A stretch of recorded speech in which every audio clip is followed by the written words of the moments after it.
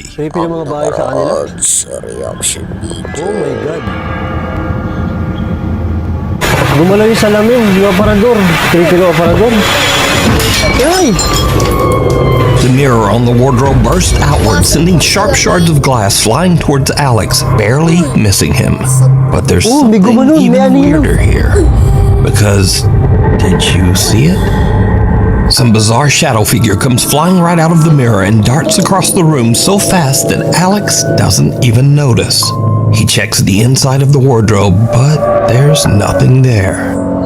Mark Sebastian is staying at the Gago, mapanakit yung multo na yun. Malupit. infamous Stanley Hotel in Estes Park, Colorado. The Stanley Hotel is said to be one of the most haunted hotels in North America, and is most famously known as the inspiration for the Stephen King book and subsequent movie, The Shining. Diyan masarap pumunta sa most haunted hotel ng Amerika. Kaya tamad na ako kumuha ng visa eh. Turns out that the hotel does live up to its spooky reputation. As Mark is filming the outside of the hotel late one night, he captures this.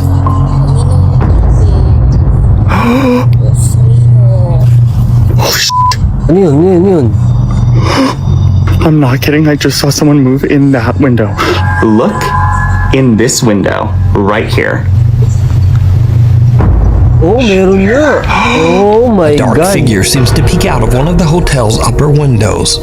But what's especially creepy is that this room is closed and locked off, inaccessible to the public.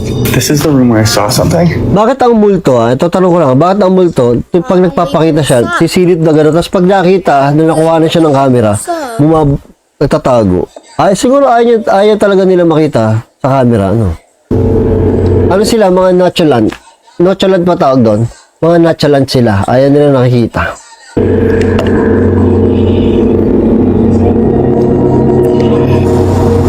There's no one there.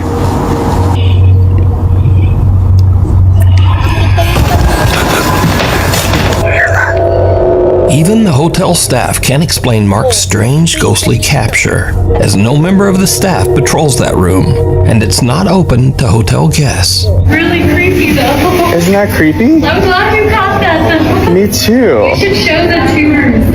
Okay, I'll show the tours downstairs. Okay.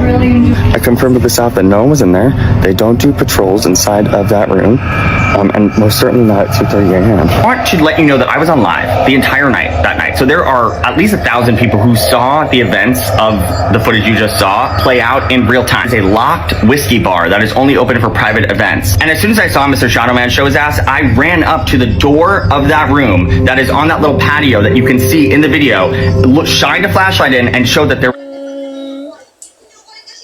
was no one in there. So just who or what did Mark see? Let me know what you think.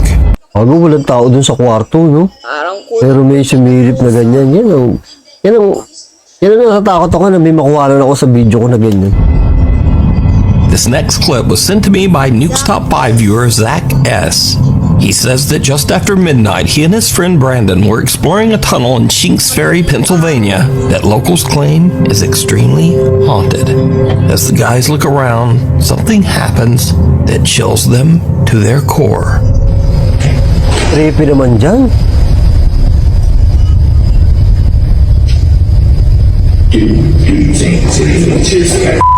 What is that? I hear it sounds like boots, like wet boots walking over here. Well, I heard that too, but did you hear the low, like, yeah! Oh, yun yun.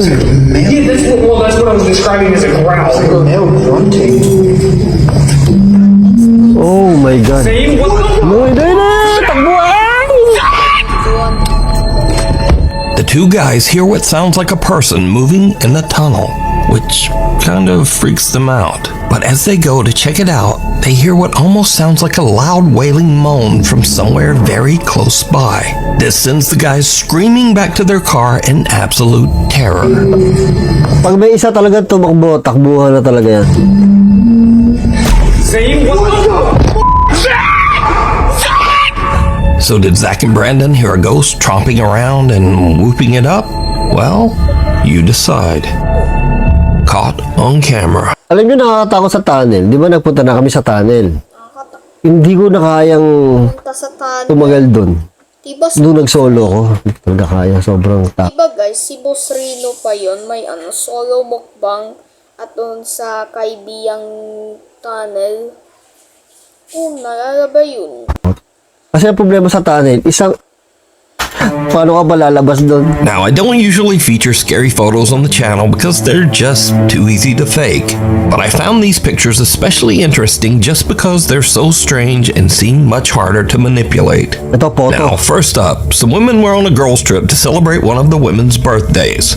There were no husbands or boyfriends and no children in attendance. So one of the women snapped a live photo on her iPhone and captured this.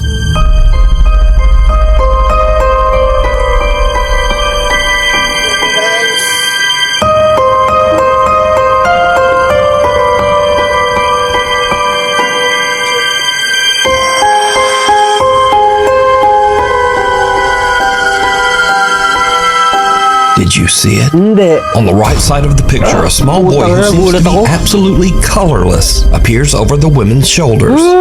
Now, if you don't know, an iPhone live photo captures a few frames before the photo and a few frames after. And if you look closely, this little pale gray boy actually seems to be moving. Oh my The women God. say that they have no idea who this boy could be, as there were absolutely no children around anywhere. Next up, a young woman named Tegan is taking a picture with her boyfriend. But later when she prints the photo out, she notices something very odd in the background. Oh my God, nakita ko agad.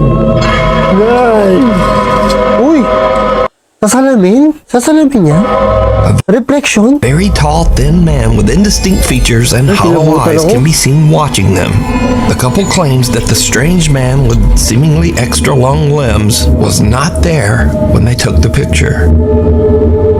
Oh, gago. Ang creepy na itsura. Tumas yung balahibo ko sa batok. Destination unknown. Now, this story is about a different kind of scare, one that you might not take seriously, but maybe you should. Back in 2003, the movie Final Destination 2 was released, and it featured this classic horror scene involving a log truck.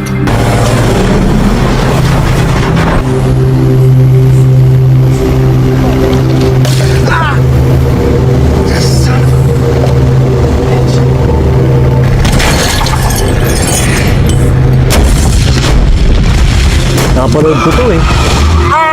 Now, this movie scene became so iconic that when the new Final Destination movie was released earlier this year, the movie studio actually put ads on log trucks.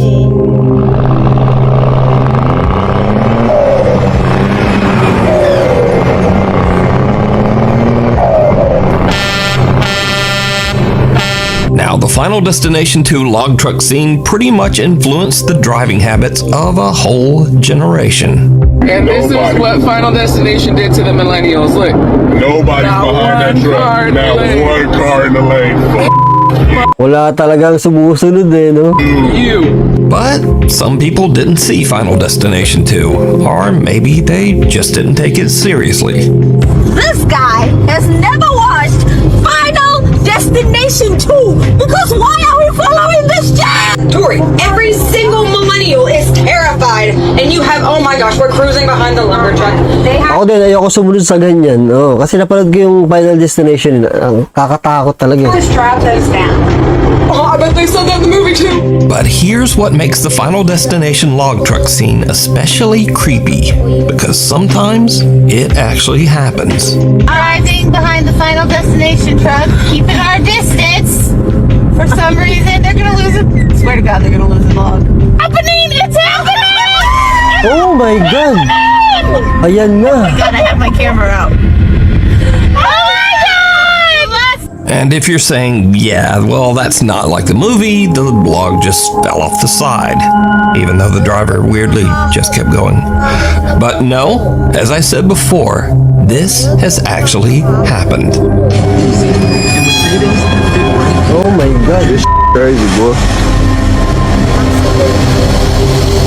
So, is it scary or just a public service message? Either way, just do not drive behind a log truck. Thank you.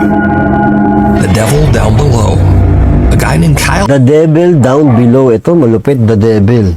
Meron sa below ko, ha. Anthony says that lately he has been hearing strange sounds around his house. Oddly enough, he says that the sounds are coming from beneath his house, in the house's crawl space.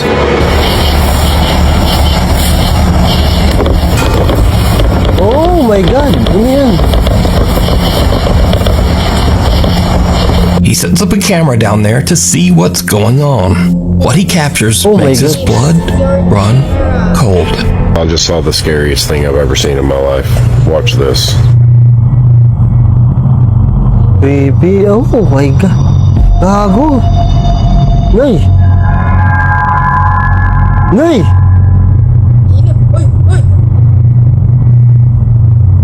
Kyle's camera captures what looks like a person or something hiding in the tiny crawl space underneath his house. Thinking it might be some strange person actually living underneath his home, he goes into his house's crawl space to check it out. I can't sleep.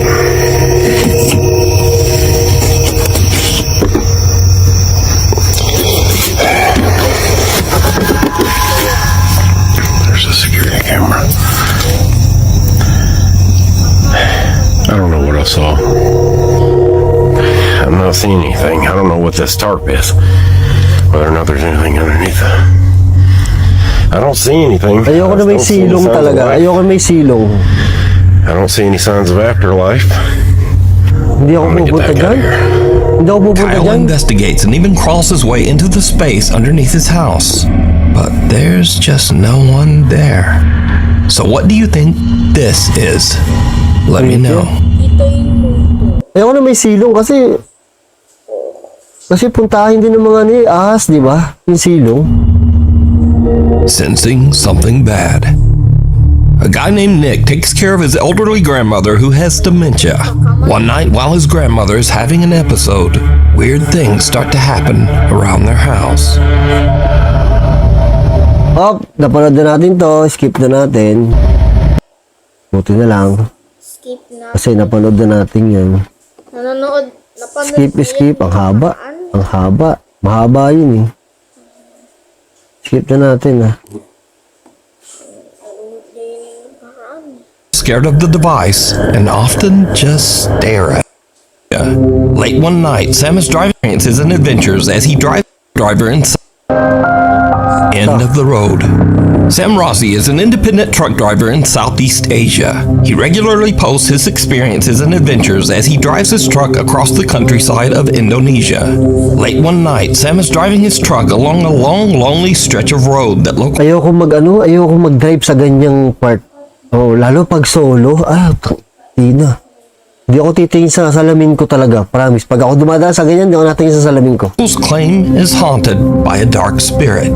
Just after he crosses a bridge in the middle of nowhere, his truck suddenly breaks down. Ay! Bener. Nasiraan pa. Bener sampean. Apa jenenge? Tibae mesinku sing keder. Wis tak servis ya, Sur ya. Hawa nih. Sakto daw na nasiraan siya kasi natatay na daw siya. Wis tak servis ya, Sur ya. Hawa nih. Sam can't understand what's wrong because he says that he's just recently had the truck checked and serviced. And this is when things take a terrifying turn. Aku saiki ngomong yo. Mambune. Mabaho daw. Mabaho daw. May naamoy daw siyang mabaho. Amoy buni daw. Amoy buni. Tingnan nyo. Ganyan nyo. Aku saiki ngomong yo. Mabaho yan. Parang amoy tae. Mambune. Amoy buni. Moro-moro mambune gak enak lur. Si ambu amis lur yo. Ayo. Siapa? Nakakatakot ba siraan sa ganyan? Diyos ko po. Hey! What's that? Hey! Puta ka na, gago. Hayop ka. Hey, to! Sopo iki! Ano yung ba't may paa? Hey! Ano, kahit scripted dyan, nakakatakot siya. May jump scare. Nakakatakot nga eh. Oh my God. Hey, to! Sopo iki! Nay! Hey, kulot! Kulot! Kulot daw, kulot. Kulot. Sabi niya, hey, kulot. Sam smells something horrible and peers under his truck, only to see someone's bare feet that seem to be floating just above the pavement on the other side. But when he checks, there's no one there. After this spooky encounter and with his truck stalled on the road, Sam decides to get out of there and go find some help.